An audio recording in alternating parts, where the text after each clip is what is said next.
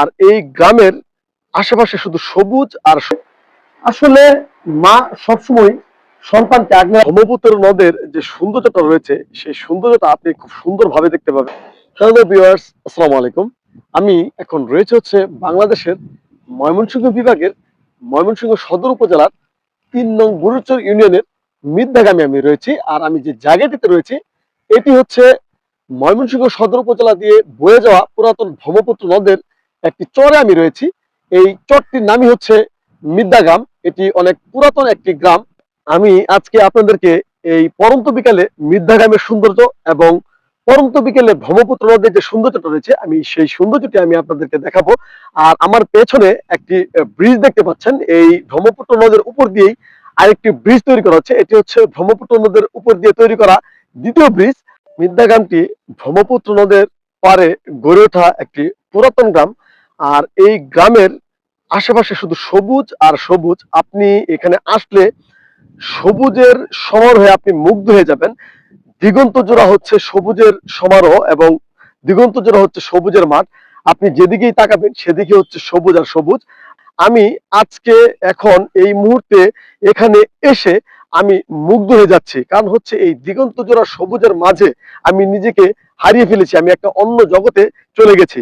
আগামী আসলে আপনি এই সবুজের মাঠে দেখতে পাবেন কৃষক তার গরু, ছাগল এবং মহিষ এই সবুজের মাঠে চড়িয়ে বেড়াচ্ছে তাদের ঘাস খাওয়ানোর জন্য। আর এই সবুজের মাঠে গরু, ছাগলের বাচ্চা এবং ছাগলগুলো যে ঘাস খাচ্ছে, এই যে একটা সৌন্দর্য, এই সৌন্দর্যটা কিন্তু আপনি শহরের কোলাহলের মাঝে এই সৌন্দর্যটা পাবেন না। মিদ্যাগামে এই দিগন্ত জোড়া সবুজের মাঝে কিছু বাড়িঘর রয়েছে টিন দিয়ে তৈরি। আমি এরকম কিছু বাড়িঘরের বিউটি আমি আপনাদেরকে দেখাচ্ছি। আর এই মিদ্যাগামের যে সবুজের মাঠ দেখাচ্ছি এটা কিন্তু আর কয়েকদিন পরে এই সবুজের মাঠ থাকবে না, এখানে পানি টাইটুম্বুর থাকবে। এখানকার মানুষ তাদের জীবিকা নির্বাহ করে থাকে কৃষি দিয়ে। এরপর হচ্ছে এই পুরাতন ব্রহ্মপুত্র নদ থেকে মাছ তুলে বিক্রি করে। মিদ্যাগামে আসার পরে আমাদের এক প্রবীণ চাচার সাথে আমার দেখা হয়েছে। ইনি তার গরু নিয়ে এসেছে এবং গরু মাঠে চড়িয়ে রেখেছে। আর উনি হচ্ছে এখানে একটু রেস্ট নিচ্ছে। আমি এখন ওনার সাথে একটু কথা বলবো এবং এই গ্রাম সম্বন্ধে কিছুটা জেনে নিব। চাচা, আপনার নাম কি? জি, নূর আহমদ। চাচা, কিছু মনে না করলে আপনার আনুমানিক বয়স কত হতে পারে? 70। আচ্ছা, এই মিদ্যাগামের বয়স আনুমানিক কত বছর হয়েছে আপনার ধারণা? 100 বছর হবে। 100 বছর হবে। আপনি কি এখানকার স্থানীয়? কি কাজ করে সংসার চালান? মানে গৃহস্থী করে, মাছ বেচে, আম গাছ করে। আচ্ছা, প্রথম হচ্ছে কৃষি করে, মানে গৃহস্থী করে। এরপর হচ্ছে ব্রহ্মপুত্র নদের মাছ তুলে বিক্রি করে, এভাবে চলে। এছাড়া আর কোনো কিছু করে না, আর কিছু করে না। আমাদের সাথে কিছু এখানে খুদে বন্ধু রয়েছে। চাচা, ওরা আপনার কি হয়? পাড়াবসি না? আচ্ছা, এই পিছনের বাড়িটা কি আপনার? না, অন্য মানুষের না? আপনি চাচা এখানে গরু কয়টা থেকে কয়টা পর্যন্ত চড়ান?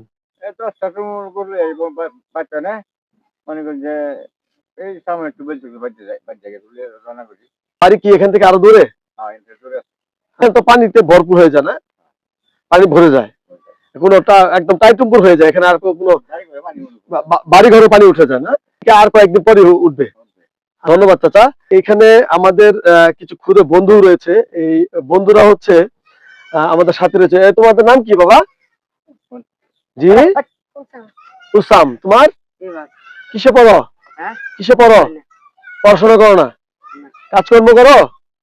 এটা তোমাদের বাড়ি? আচ্ছা, তোমাদের বাড়িতে একটু নিয়ে যাবো আমাকে, চলো। আমাকে আসলে এই মিদ্যাগামের ক্ষুদে বন্ধুরা তাদের বাড়িতে নিয়ে যাচ্ছে। তারা অনেক ভালো ছেলে এবং তাদের আতিথেয়তায় আমি আসলে মুগ্ধ। এটাই হচ্ছে একটু অন্যরকম সুন্দর, টিন দিয়ে তৈরি। চাঁদনি রাতে আপনি এই গ্রামে যদি কখনো আসেন এবং একটি রাত যদি এখানে থাকেন, এই টিনের ঘরে থাকার ফিলিংসটা পাবেন এবং পাশাপাশি হচ্ছে চাঁদনি রাতের যে সৌন্দর্যতা আছে সেই সৌন্দর্যতা আপনি উপভোগ করতে পারবেন। আমি একটু আগে একটা চাচিকে আপনাদেরকে দেখিয়েছিলাম, আমি এখন সেই চাচির বাড়িতেই আমি যাব। আমি এখন সেই চাচির বাড়িতে যাচ্ছি। আর চাচির বাড়িতে যাওয়ার সময় আমার আশেপাশে কিছু ভিউ ক্যামেরা ফ্রেমে ধরা পড়ছে। কিছুক্ষণের মাঝে হয়তো বা বৃষ্টি হওয়ার একটা সম্ভাবনা আছে, কারণ হচ্ছে আকাশটা অনেক মেঘে ভরে গেছে এবং অন্ধকার হয়ে আসছে। আর এই যে একটা সৌন্দর্য, এটা কিন্তু আসলে অন্যরকম একটা সৌন্দর্য। দূরে হয়তোবা বৃষ্টি শুরু হয়ে গেছে। আমি এখানে এসে বৃষ্টিতে আটকে গেলাম, হঠাৎ করে বৃষ্টি শুরু হয়ে গেছে।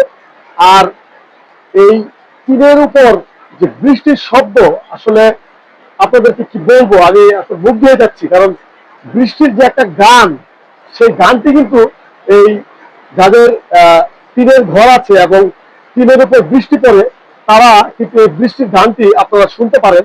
আমি আজকে এই নির্ভা গ্রামে এসে একটি বাড়িতে আমি থেকে এখন এই টিনের ঘরের নিচে দাঁড়িয়ে যে বৃষ্টি পড়ছে সেই বৃষ্টির গানটি আমি শুনতে পাচ্ছি। আপনারাও কখনো কোনো সময় যদি কোনো গ্রামে টিনের ঘরে থাকা অবস্থায় বৃষ্টি শুরু হয়ে যায়, আমার ধারণা আপনারাও যদি একটু মনোযোগ দিয়ে শুনেন তাহলে বৃষ্টির গানটি শুনতে পারবেন। বৃষ্টির সাথে হালকা বাতাস, গাছপালা গুলো নড়ছে, আশেপাশে শুধু ঝুম বৃষ্টি আর শুধু বৃষ্টি। আর আমি এই বৃষ্টিটাকে খুব উপভোগ করছি, কারণ হচ্ছে যে এই বৃষ্টিটা হচ্ছে আল্লাহর নিয়ামত। আর দূরে হচ্ছে এই বাড়ির ফাঁকা দিয়ে ব্রহ্মপুত্র নদটাকে দেখা যায়। আমি একটু ব্রহ্মপুত্র নদটা আমি আপনাদেরকে একটু দেখানোর চেষ্টা করছি। ব্রহ্মপুত্র নদের সৌন্দর্যতা আমি এই বৃষ্টির মাঝে আপনাদেরকে দেখাতে পারছি না, কারণ প্রচুর বৃষ্টি হচ্ছে এবং এই বৃষ্টির মাঝে বেরোলে আমি নিজেও ভিজে যাব। বৃষ্টি শুরু হওয়ার সাথে সাথে মুরগিগুলো নিরাপদ জায়গায় চলে এসেছে। আর একটি মা মুরগি তাদের বাচ্চাগুলোকে নিরাপদে রাখার জন্য পাখের নিচে আগলিয়ে রেখেছে। আসলে মা সবসময় সন্তানকে আগলে রাখে, এটার আরেকটা বহিঃপ্রকাশ আমি আপনাদেরকে আবার দেখালাম। বাড়ির ভিতর গাছ লাগিয়ে বাড়িটাকে আরো সুন্দর করে ফুটিয়ে তুলেছে যিনি এই বাড়িটি করেছেন। এখানে আম গাছ রয়েছে, সাথে হচ্ছে দূরে আমার যতটুকু ধারণা এটা কুমড়া গাছ লাগিয়েছে। কুমড়া গাছে ফুল ধরেছে এবং দেখা যাচ্ছে যে ফুলগুলো অনেক সুন্দর, অনেক সুন্দর লাগছে কুমড়া ফুলগুলো। এবং সাথে হচ্ছে পেয়ারা গাছ রয়েছে, পেয়ারা গাছে পেয়ারা ধরেছে। পেয়ারাগুলো মোটামুটি এখন ছোট, বাট কিছুদিনের মাঝে বোঝা যাচ্ছে যে বড় হয়ে যাবে। বাড়ির আঙিনায় একটা ছোট ফুল গাছও রয়েছে। তো সব মিলিয়ে আসলে গ্রামের বাড়িতে আসলে আসলে এই যে গাছের যে একটা সমারোহ থাকে, এটা কিন্তু আপনি এই গ্রামের বাড়িতে আসলেই এটা পাবেন। এখন বৃষ্টি কমে গেছে, আমি চলে যাব। তারা আসলে মানে খুবই অতিথিপরায়ণ একজন মানুষ, আর বিপদে মানুষকে খুব সহযোগিতা করে। তো আমি একজন অপরিচিত মানুষ হয়েও তাদের এখানে এই বৃষ্টির মাঝে আশ্রয় পেয়ে গেলাম। তো এখন বৃষ্টি অনেকটাই কমে গেছে। আমি একটু বের হয়ে যাওয়ার চেষ্টা করছি। যদি বৃষ্টি না কমে থাকে তাহলে হয়তো বা আবার আটকে যেতে হবে। তো আমার ধারণা বৃষ্টি কমে গেছে, কারণ হচ্ছে এখনো বৃষ্টির ফোঁটা আমার মাথায় পড়ছে না। বৃষ্টির পরে আমি কখনোই আসলে চর অঞ্চলের সৌন্দর্যটা আমি উপভোগ করিনি। আমি এখন এই বৃষ্টির পরের যে সৌন্দর্যটা আছে, আমি সেই সৌন্দর্যটা আমি আপনাদেরকে একটু দেখানোর চেষ্টা করছি। বৃষ্টি ভেজা একটা বিকেল আমি দেখতে পাচ্ছি। আমি কখনো এই চরের বৃষ্টি ভেজা বিকালটা আমার দেখা হয়নি। আজকে আল্লাহর কাছে শুকরিয়া, আল্লাহকে ধন্যবাদ জানাই যে এই বৃষ্টি ভেজা বিকালটা আল্লাহ পাক আমাকে দেখিয়েছে। আর আমি এখন হচ্ছে সেই আমার বাড়ির উদ্দেশ্যে আমি রওনা দিচ্ছি। বৃষ্টিতে রাস্তাগুলো একদম ভিজে গেছে, ঘাসের নিচে একটু একটু পানি জমে গেছে। আমি এই ক্ষেতের মাঝখান দিয়ে হেঁটে যাচ্ছি। আবারও বোধহয় বৃষ্টি হওয়ার একটা সম্ভাবনা আছে। এছাড়াও সন্ধ্যা ঘনিয়ে আসছে, কিছুক্ষণের মাঝেই সন্ধ্যা হয়ে যাবে।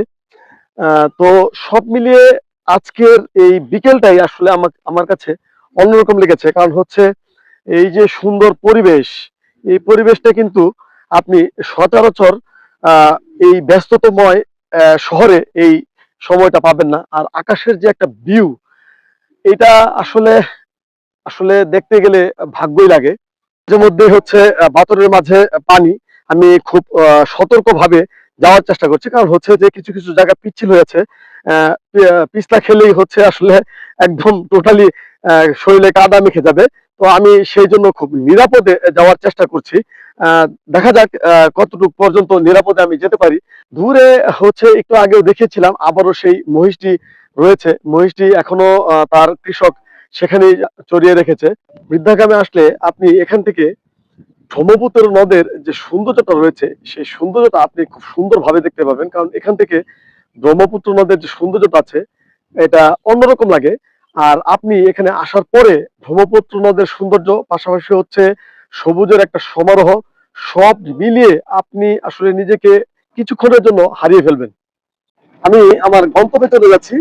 আর গন্তব্যে যাওয়ার জন্য আমি এই ব্রহ্মপুত্র নদ পার হওয়ার জন্য মেশিন চালিত একটা নৌকায় উঠেছি। এটাকে আঞ্চলিক ভাষা বলে সেলো মেশিন নৌকা।